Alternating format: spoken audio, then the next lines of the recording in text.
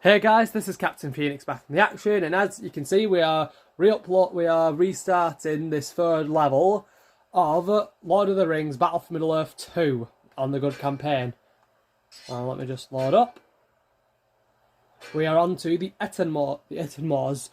Now, for those who don't know, the Ettenmoors is, as it shows here, between these mountain range areas, and this is where mostly trolls reside. However,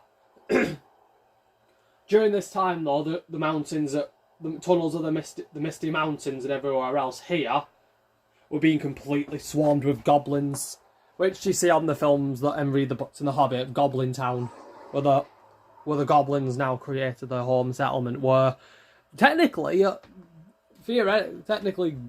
Smeagol, is older than Goblin Town if you think about it, because he rested in the tunnels of the Misty Mountains just before Goblin Town was being built, when the goblins began spreading across the Misty Mountains, which you have to admit is actually quite amazing of how old he is. Well, Gollum is over 500 years old,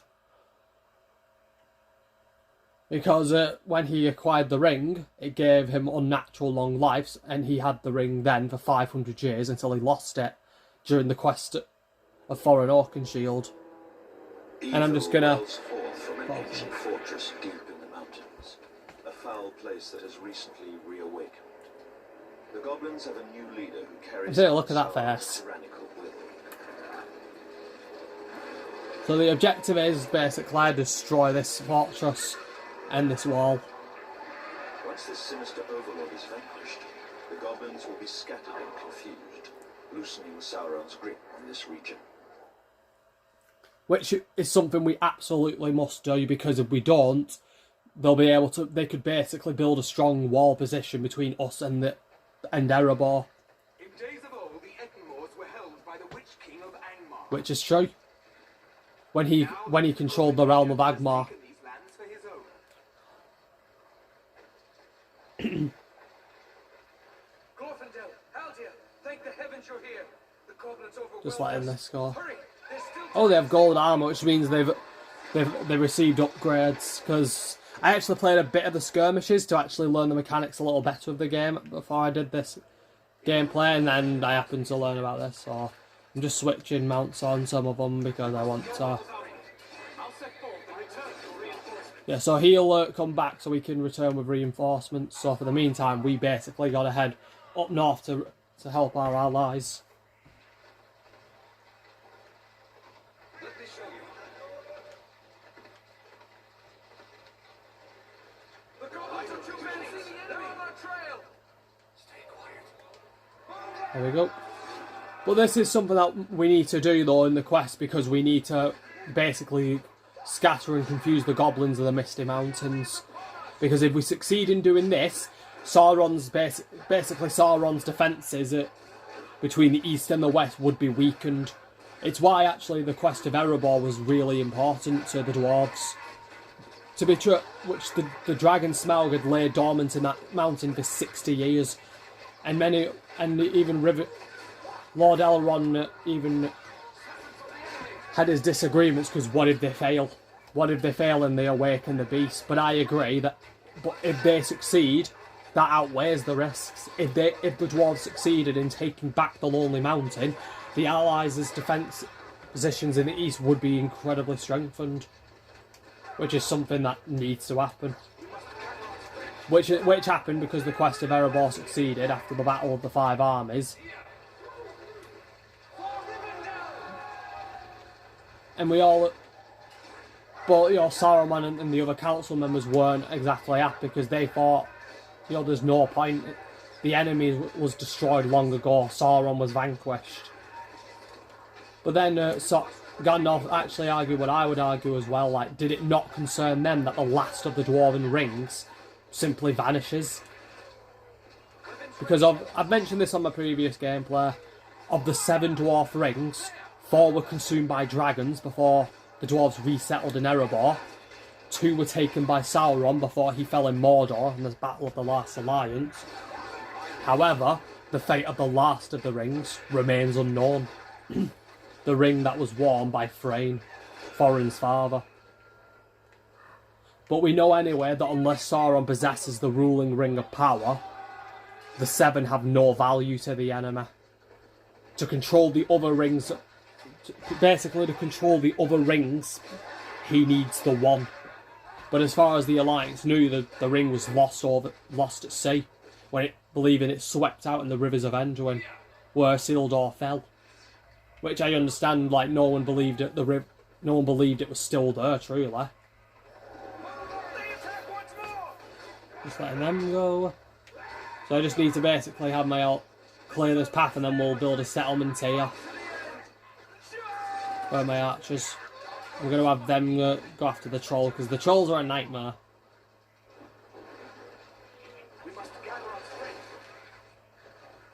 Because the best weapon you can use against archers, against trolls and stuff, are the archers. Yeah, so well, like I said though, as far as the allies were concerned about the One Ring, it was lost in the rivers of Anduin, swept out to the ocean. But as we know, Gollum's friend, cousin Deagle, found the ring, and then right, we need to claim this. What will this do? Capture, recruit special faction units. We know of an Ettenmoors to the north of here. So we need to take this. Tear down these walls. We must keep our borders safe. I sense a dark presence. So what I'm going to do is I'm going to have my forces here. Hold on, we got. I'll get the summon Tom Bombadil. I don't know that's pronounced. I need to look up more on this person. But I did actually agree with Gandalf though that retaking Erebor was the right decision. Because the dragon Smaug, yes, owes allegiance to nobody, but if he were to side with Sauron, definitely a dragon as powerful as Smaug could be used to terrible effect. But as far as everyone knew, the enemy, but it didn't matter to the others. Because as far as like Elrond mentions to Gandalf, like for 400 years, the elves, their peoples have lived in peace, a hard-won, watchful peace. Which I agreed with Gandalf. How can you say you're at peace? Trolls have come down from the mountains, even from the Ettenmoors. They're raiding villages, destroying farms. Orcs have attacked them on the roads. The fortress, it's ready. Which we do agree that hardly brings. It's hardly a prelude to war. But Gandalf's like me. I'm always meddling, you could say. Because I'm like Gandalf. I meddle in things when I shouldn't. But they think you're looking for trouble when none exists. Like, there's always trouble that exists somewhere. Where should we build? And we know that there was something at work beyond the evil of Smaug. Something more powerful. Because during this time, the sickness lies over the Greenwood. The woodsmen who live there now call it Mirkwood, as we now refer to it. Because they mentioned Gandalf and the others knew about this, but they spoke of a necromancer living in the ruins of Dol Guldur, the Hill of Sorcerer, south of Mirkwood. And a necromancer is basically a sorcerer who has the power to summon the dead, which is technically impossible. That power doesn't really exist for humans. And necromancers are nothing more but mortal men, conjurers who are dabbling with black magic. That's literally all they are.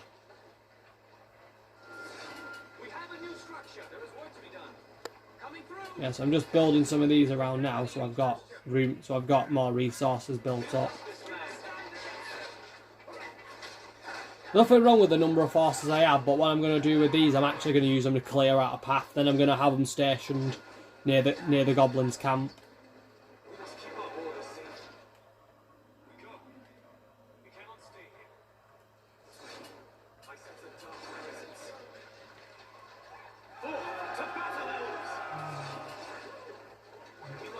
Right, just gotta destroy these, because if I don't, we'll be sitting ducks.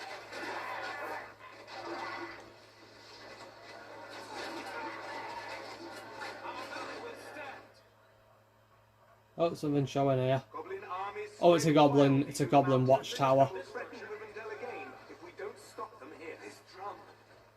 It calls the mountain giants. It must be destroyed.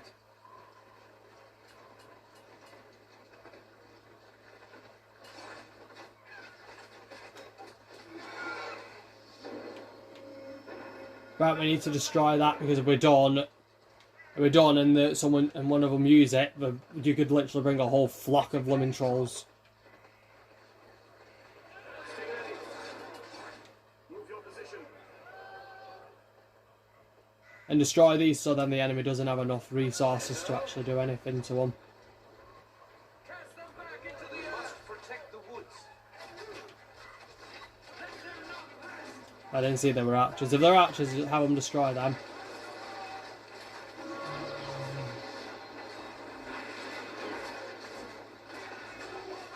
There we go. Strike again.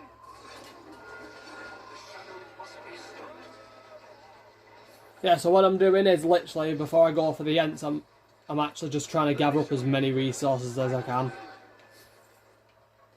So just in case I lose soldiers, I'm gonna have everything ready and prepped. That's the best thing you can do in any battle situation. Though to be fair, in real life you can't always prep for your fights. You can't. Which is unfortunate. I mean, look at what's happening in Ukraine. I mean, Russia's barely was only able to put up the defence lines.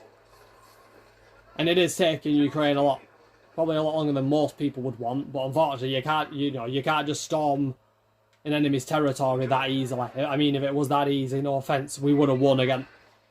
A lot of people would have had wars that lasted only a few days and not years.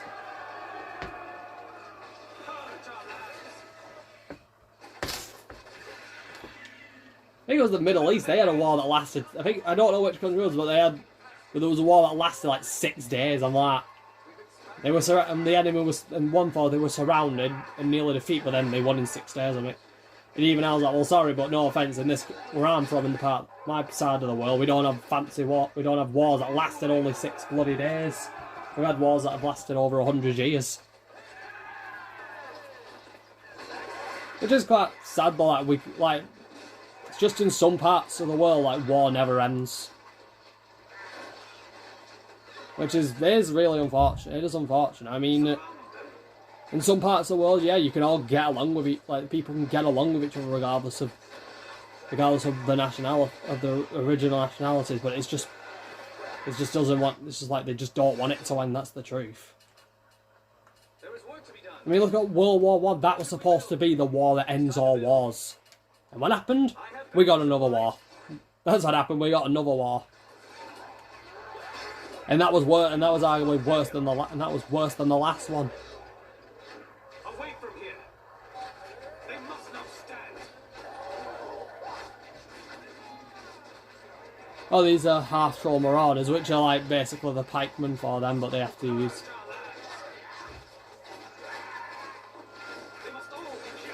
Right, I'm just going to heal them because I want to keep these enemies good. But literally this summon, it's best to use to basically soften up the opponents or get to know the land a lot better. So when I get my hands on one of the Ents, I'm going to use it to. So literally what I'm doing is I'm just trying to destroy all the structures around here. Now, Weapons ready, elves. what have I got? Have I got any archers? Yeah, I've got a warrior and an archer. Ironic. Let your spirits be strong.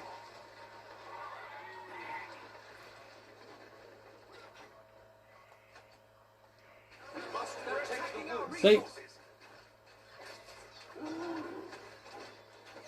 With haste. Take back Oh, is it? I think this is a spider's lair. Yeah, spider's pit. So this is where they're summoning the spiders. Because if you get rid of all these, your opponent, the enemy can't summon out anything extra, which is what we need to do. We can't let them. We need to stop them from building up all the resources.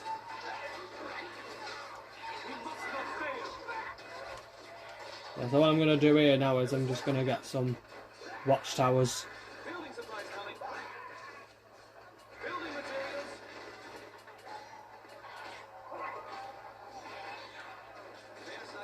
Right.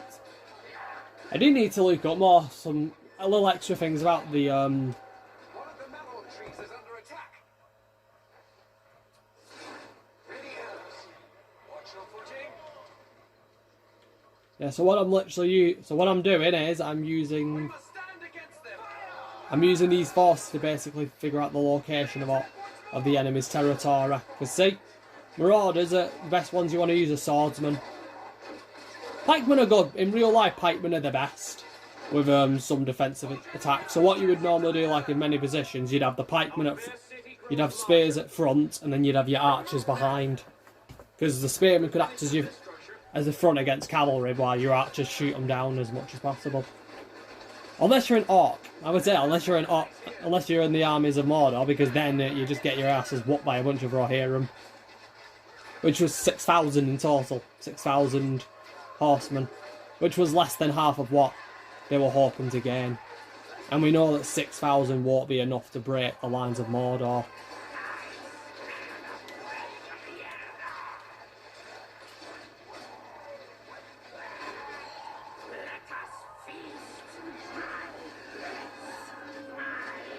Yep, so what we're doing is...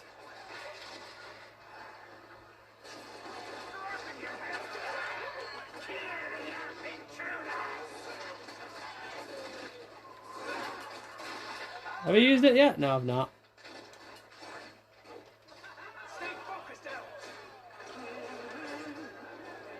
Like I said, I'm basically just softening them up because the goblins can climb over this, by the way.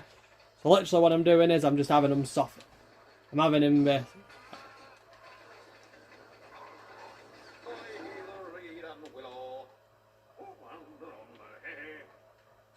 Actually, I'll have him summoned there. The whole point of him is that I'm not using him to win anything, destroy the Goblin King's stronghold and prevent them from claiming these lands again. So literally what I'm doing is I'm just scouting everywhere. So see, it'll stop at this bit. There's another tower like this. So the best method to use there is to use the Ents, because the goblins can climb over that. So what?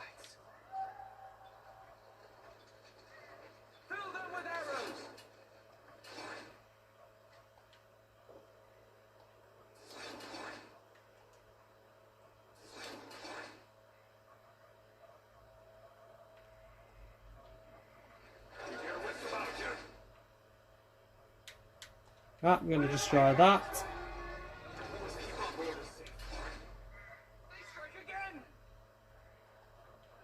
Right, I'm going to claim that, and then, because as far as I know,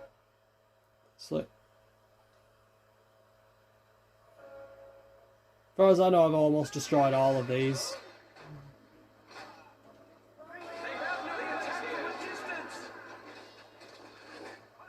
As far as I know, I've destroyed the goblin tunnels. But again, I've already played this. I mentioned it's on the top. I've technically already done this level. All I'm doing is just wiping out. So I've already got the achievement. I already succeeded in.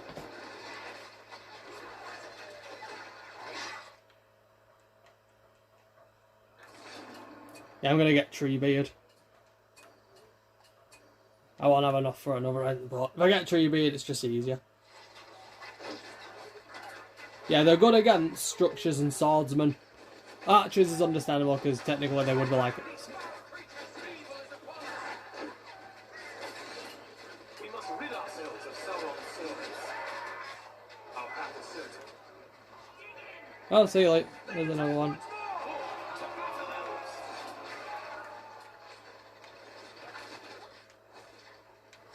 I'm gonna heal them.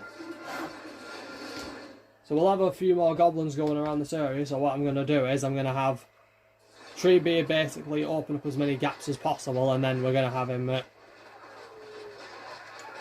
help destroy this.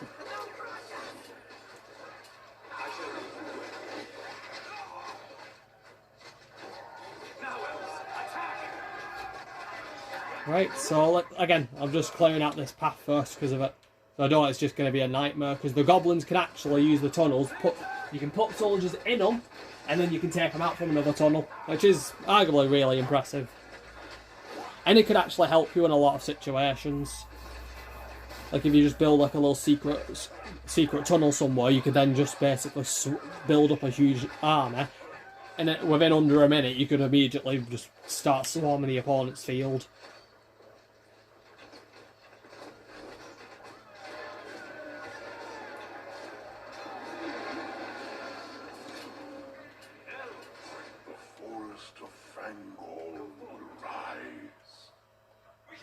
Can we get him? Yep, we got Treebeard now. Oh. Let me try... Let's see if I can shoot him.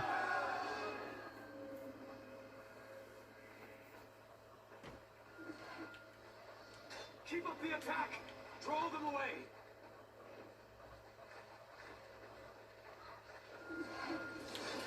We must stay alert! Lay down the barrage! Let's try this method. Bombard's basically where you aim it and then it can shoot at a certain location. Volley! The enemy!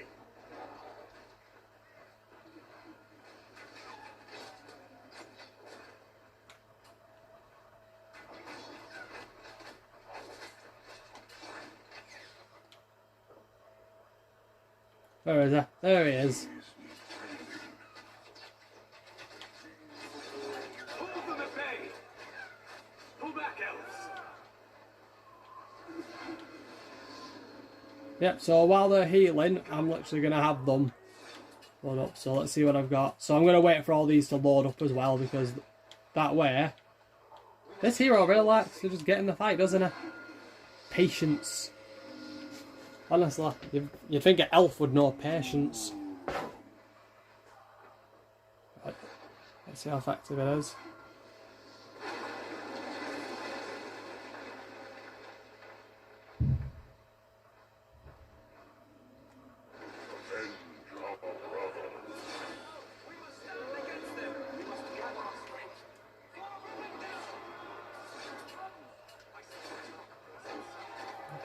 And there we go. Let the archers just do the work. Now it's down.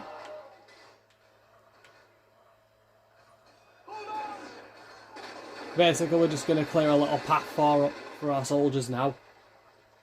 Because we know all the goblins are basically here. Because Luke, you've got your fissures here, your goblin tunnels, and then you got your tunnels there, and then you've got your caves here where they'll build the goblins.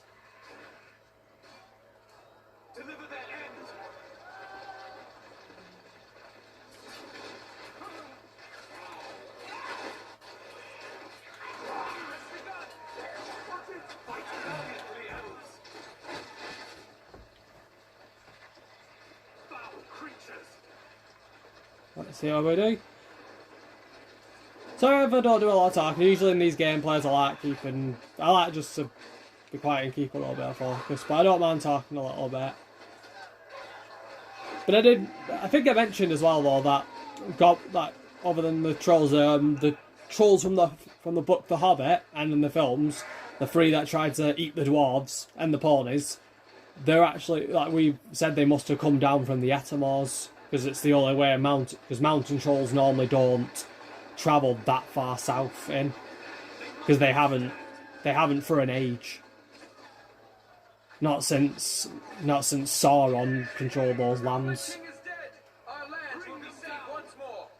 But they knew straight away because mountain trolls can't walk around in daylight because they turn to stone.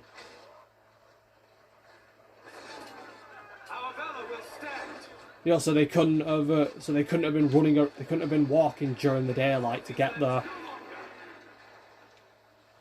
So they all guessed that there had to be a cave nearby.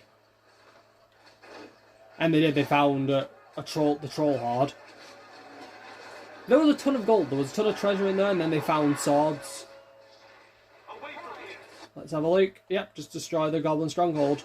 Now, what I like to do is, for poetic reasons, I have the heroes destroy it.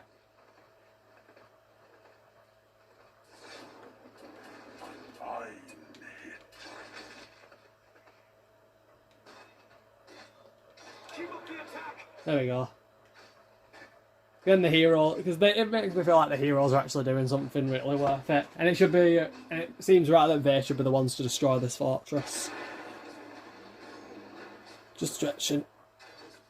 Because I can just sit back now, I've destroyed everything. I only have to destroy this. It is a good design fortress though, I won't deny that. It is a good design fortress, my question... It's too bad that they couldn't use it.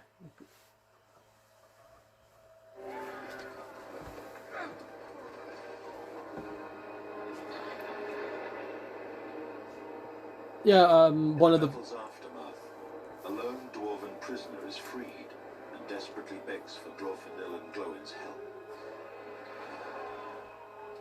His dwarven clan in the Blue Mountains is under attack from a terrible dragon. It is rumored that the dragon served Sauron in exchange for one of the dwarven rings of power, stolen from the dwarves long ago. Which Sauron can give the dragon because he has 3 of them. Because we actually learnt about the last ring by Thrain. Thrain was captured by Azog, and they took his ring. It actually turns out that Thorin's grandfather Thor actually had the dwarven ring originally.